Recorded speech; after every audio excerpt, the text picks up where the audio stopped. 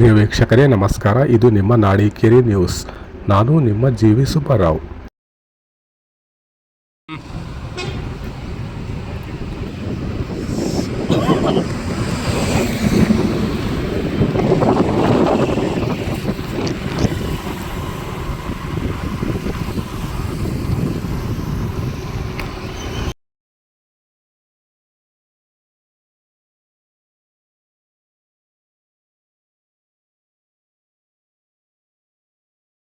ನಿಮಗೆಲ್ಲ ತಿಳಿದಿರುವಂತೆ ನಾಳೆ ಮಾರ್ಚ್ 2ನೇ ತಾರೀಕು ನಾವು ಒಂದು ಬೃಹತ್ ಹಿಂದೂ ಸಮಾವೇಶವನ್ನ ಹಮ್ಮಿಕೊಂಡಿದ್ದೇವೆ.